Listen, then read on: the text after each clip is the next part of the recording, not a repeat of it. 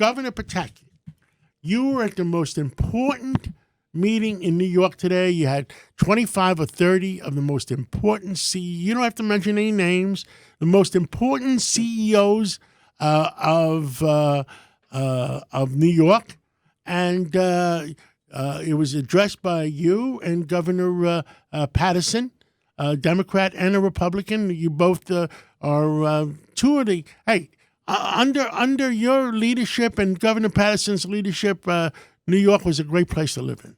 Well, thank you, John, and that's what we want to see again, and that's what the leaders of the business community want to see again, and that's why they actually requested that we come sit down with them and have a meeting this morning, and because they're concerned. Hey, by the way, they uninvited me.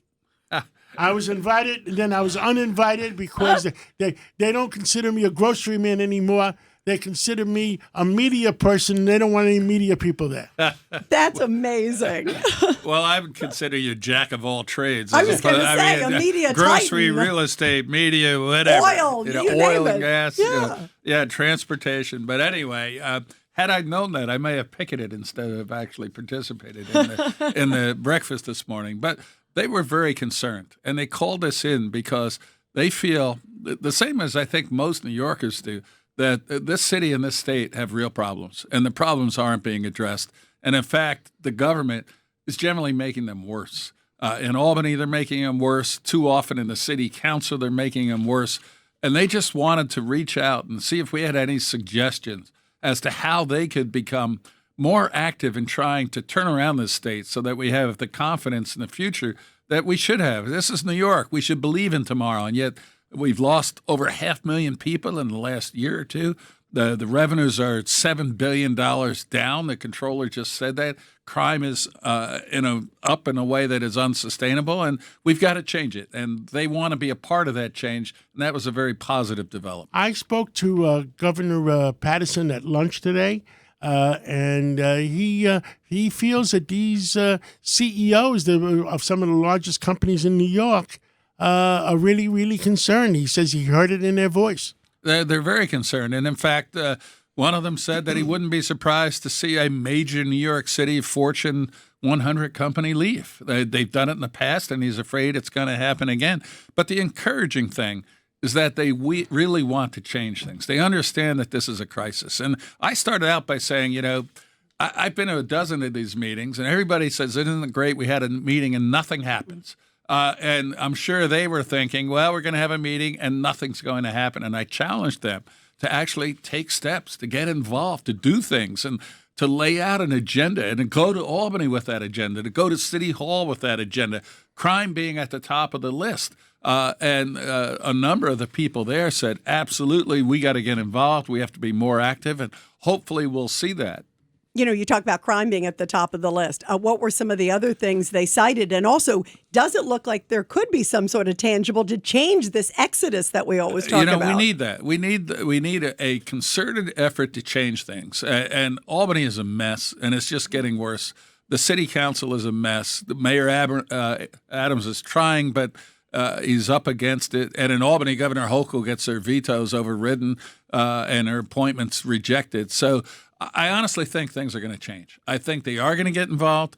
I think sometimes things have to get bad enough before they get better. They're bad enough. And they're bad enough. And I now. think they're motivated, and hopefully this just won't be another meeting where you leave saying, wasn't that a great meeting, where hopefully from this something actually comes. And you mentioned other issues, crime. If you don't feel safe, you're not going to be here. Taxes. It's crazy. You go to Texas, and I mentioned it. Goldman Sachs has more jobs in Texas than New York City. And it's not because the weather's better in Texas. It's 110 there. It's because people just don't have the confidence they have to. So crime, taxes, education, transportation. There are just so many issues where this city and state are doing the wrong thing. And instead of getting better, it's getting worse. But it doesn't have to be that way. It can change, and I'm going to try to help in any way I can to make it change. Well, we're going to use the WABC microphones to help make a change. There's 51 city council seats available. 51 out of 51 in the 5 boroughs. Now, what the heck? I mean, if people don't come out and vote for common sense, I don't care if they're Democrats, Republicans, but I want common sense. I want a dedication that people are going to say, we are going to vote for common sense. And if any city council districts want to say, we want, what do we want, Rita? We want to defund the police. You know what I'm going to say to them? Well, we're going to tell your constituents, when you dial 911, nobody's going to come.